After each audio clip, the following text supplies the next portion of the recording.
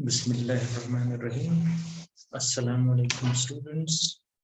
Today we are going to discuss another important topic. Our today's topic is measurements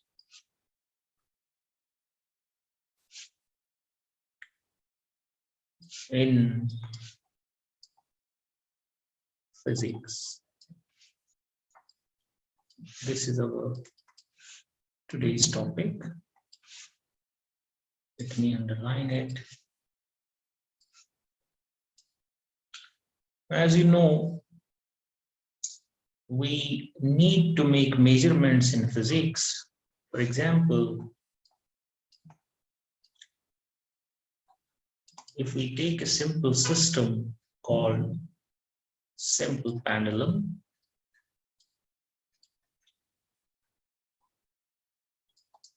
you know how we construct a simple pendulum. We take a thread and suspend a mass from this thread. Now we define certain quantities in this system. For example, we define length of the pendulum, L, which is by definition the distance from the point of suspension to the center of this mass. We call bob. And we have another parameter called mass of the bob. Let M be the mass of the bob. And if you displace this from its equilibrium position, you know it will oscillate. And that oscillation has certain time period. If T is the time period of oscillation, time to complete one cycle of motion. And you know, we have Earth. Earth has a role in its oscillation because it is the gravitational force which pulls it back from extreme position. You know, it has extreme positions. These are two extreme positions. It is the Earth which is pulling this pendulum from extreme position to mean position. So Earth has role, gravity has role in its oscillation. That role is taken into consideration by taking into consideration the acceleration due to gravity g. Now, if we are interested in finding the dependence of this time period on these parameters, mass, acceleration due to gravity, and length, we can do it by taking certain measurements. For example, we cannot change g, let p fixed. Now we want to see the relationship between T, M, and L. So what we do, we can take a ruler, make measurement of length, fix the length, then for some length, take some mass and see the time period of oscillation using stopwatch. Then we change the length accordingly, observe the time period. From the data, we can see the dependence of time period on length. Similarly, we can fix the length and make measurements about the mass using top and balance or some other balance. Then change the mass for fixed length, calculate the time period, measure the time period using the stopwatch, and see dependence of time period on mass of the bob. From the data, from the measurements, we can establish what is the dependence of time period on length of the pendulum and mass of the bob. When we go through it, we see time period of the simple pendulum is 2 pi under root L by G. From data, you can see that this time period of the pendulum is independent of the mass of the bob. So if you have G fixed, L fixed, changing M is not going to impact the time period of the pendulum. So this can be established. It is directly proportional to square root of L, inversely proportional to square root of G. So this example illustrates that when a phenomenon in certain system, if we are interested in seeing the dependence of one physical quantity on other related physical quantities, we need to make measurements to establish the relation between the concerned physical quantities. This was a simple example to illustrate the importance of measurements in physics. Now, for making these measurements, we use a wide range of instruments.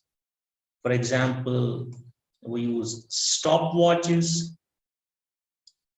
For time measurements, we use meter rules. For measuring length, we use top pan balance. For making measurement in mass, we use voltmeters.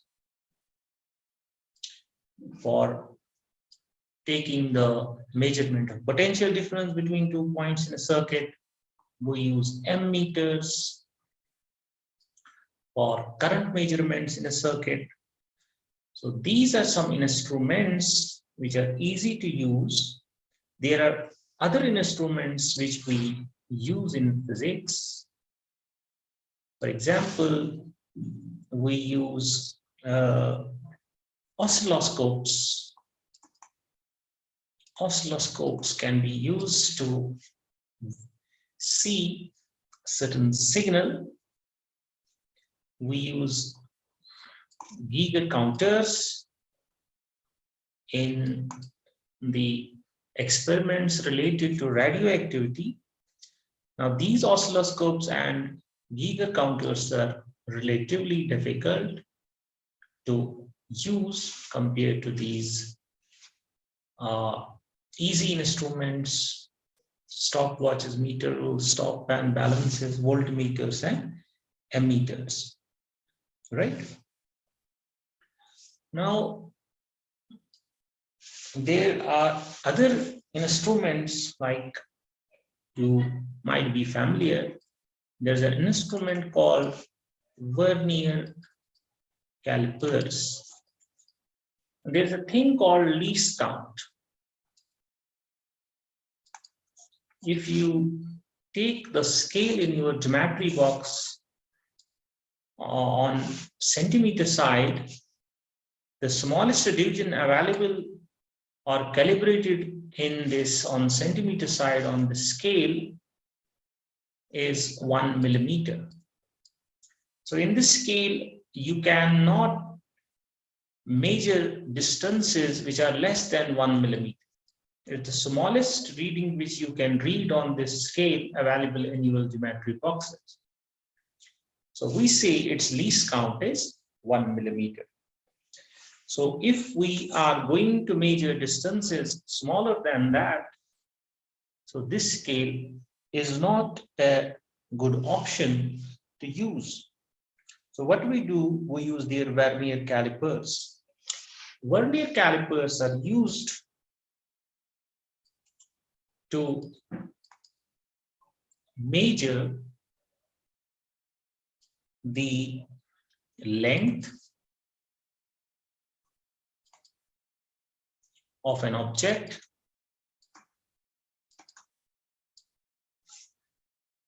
to within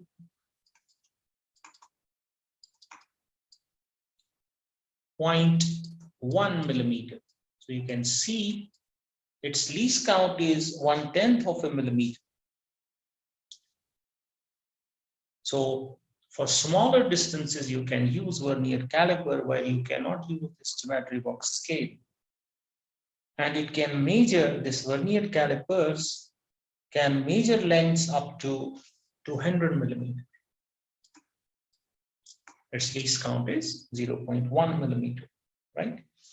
You might have seen the Vernier caliper. It looks like this. I will give you the rough diagram of a Vernier caliper. It has a sliding scale over this main scale, and it has these jaws. Now, if you have to make measurement of external dimensions, you place that object here. For internal dimensions, you use upper jaws, right? Now, if the length to be measured is less than 0.1 millimeter, you cannot use vernier caliper there. Then what we do there, we use another instrument that's called micrometer, or it's also called screw gauge. Now, this micrometer or screw gauge can measure lengths to within 0.01 millimeter. That means its least count is 1/100th of a millimeter, smaller than vernier caliper. So for smaller lengths, we can make use of the screw gauge or micrometer, and it can measure lengths up to about 50 millimeter, right? Looks like this. I'm giving you the rough picture. You can see on a book, it has that circular scale. Then main scale, if you have to measure certain thing, you place it here between these jaws, right? So these were certain instruments which we use in physics. Now we discuss some density tests, how we do measurements. To understand that, we discuss density tests. Density test means if we are interested to find the density of objects. Now, our object can be a regular solid. So if our object is a regular solid, it can be cylindrical in shape. It can be spherical in shape, or it can be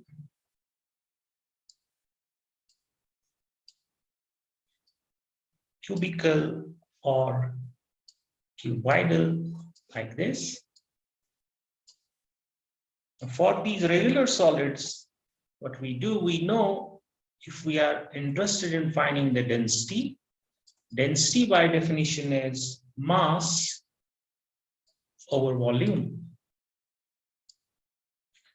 So we have to measure the mass first. We can do that using some balance. Once we found the mass, then we see its dimensions. Then we can, from dimensions, find the volume. For example, if our regular object is spherical in shape with 2r the diameter or r the radius, then its volume is 4/3 pi r cube. So what you do, you find its radius or you find its diameter using vernier calipers, then half that you get the radius, then using volume equal to 4/3 pi r cube, you can find volume, you measure mass, you get the density. If your object is of cylindrical shape with diameter 2r or radius r, and its length or height is L, then volume of a cylinder, you know, is pi r square L, r being the radius. So you can find its height or length L by vernier caliper, you can find its radius, then you can find volume using pi r square L formula, find the mass and calculate the density from this formula. Similarly, if it is in this shape, rectangular block, it has certain length A or width A, some length B, and some height C, then you can find the volume by this formula, length into breadth into height or thickness, then you can find the density. So this is how we find this density or make measurements of a density of regular solids.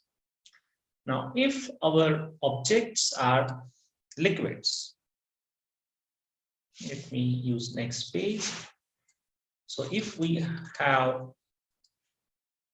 liquids and we are interested in finding their density, so what we do, we measure the mass of given quantity of liquid using some suitable beaker and a top pan balance. Then you can measure the volume in some measuring cylinder. You know, these measuring cylinders are calibrated. So you put the liquid in this measuring cylinder, find its volume.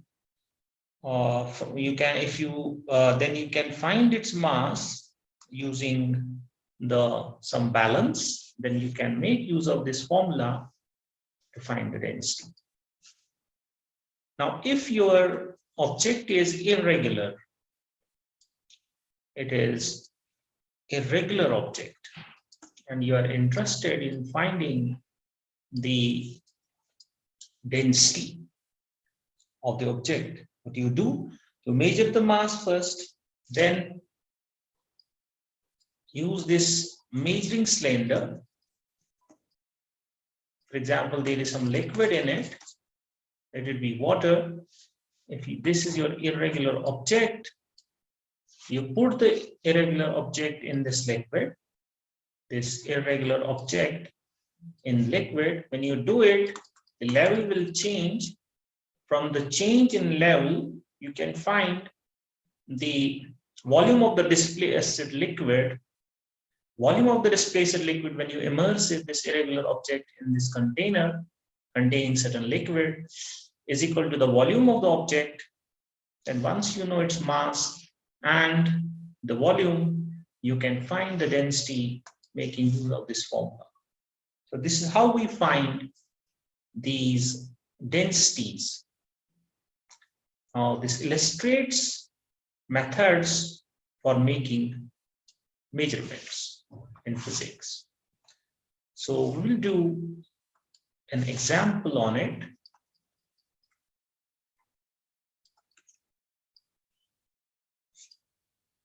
The example goes like this. Let me use this color. A rectangular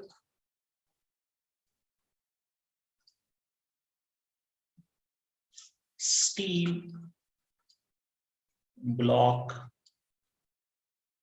has dimensions 120 millimeter by 80 millimeter by 25 millimeter.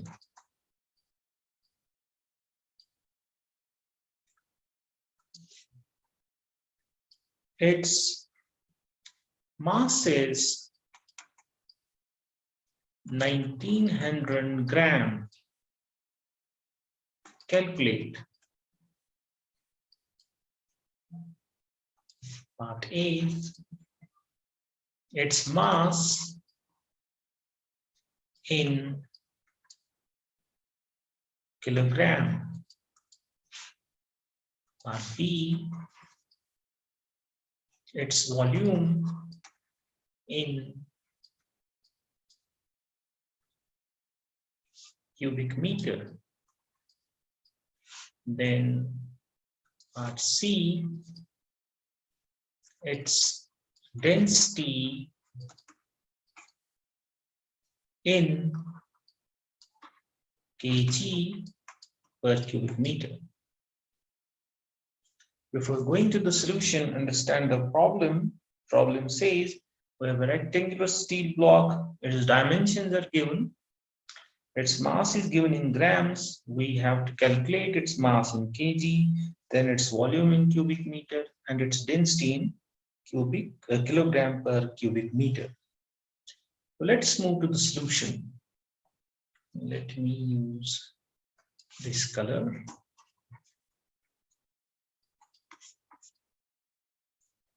Now, the solution of part A, mass is equal to 1900 gram. Now, we know 1 gram is 10 raised to the power minus 3 kilogram. That is 1,000th of a kilogram. So that means it is 1900 times. We replace 1 gram. You can write it 1900 into 1 gram. It's one and the same thing. Then replace 1 gram by 10 raised to the power minus 3 kilogram. So when you do it, it is just 1.9 kilogram. So mass of this rectangular steel block in kilogram is 1.9 kilogram. Let us move to the part B. We have to find the volume. As you know, we discussed it already. Volume of the rectangular block is length into breadth into thickness. That means we have to multiply this 120 millimeter times 25 millimeter times 80 millimeter. We know 1 millimeter is 10 raised to the power minus 3 meter.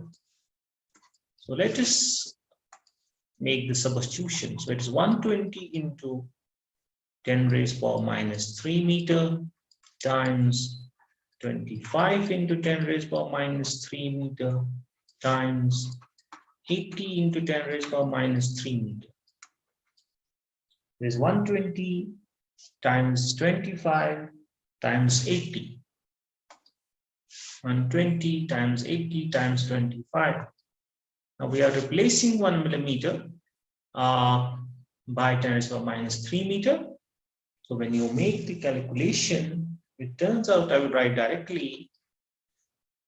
First it will become, or let me give you some more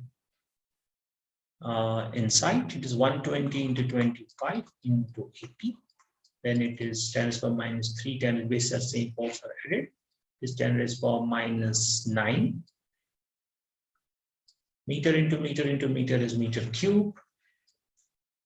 Then when you make further calculations, it turns out to be 2.4 into 10 raised to the power minus 4 cubic meter.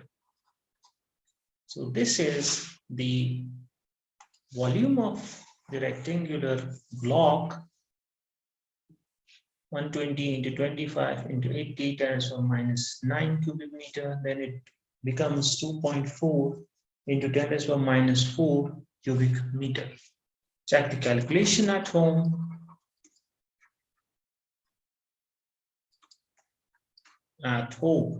So this is our volume in cubic meter. Then we move to part C, in which we have to find the density.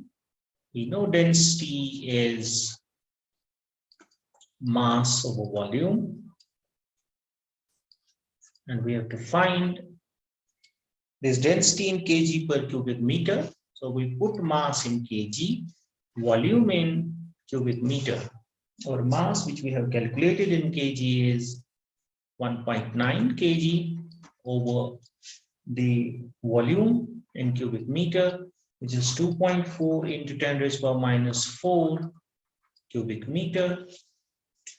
When you make the calculation, it turns out to be 7.92 into 10 raised to the power 3 kg per cubic meter.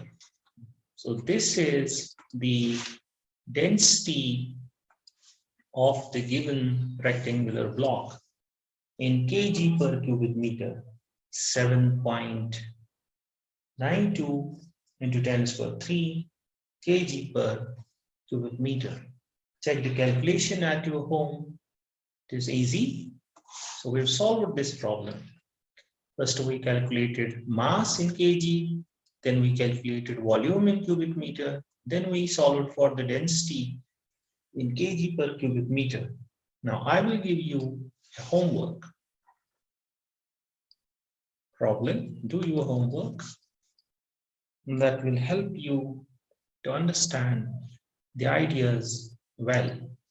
The homework goes like this: a solid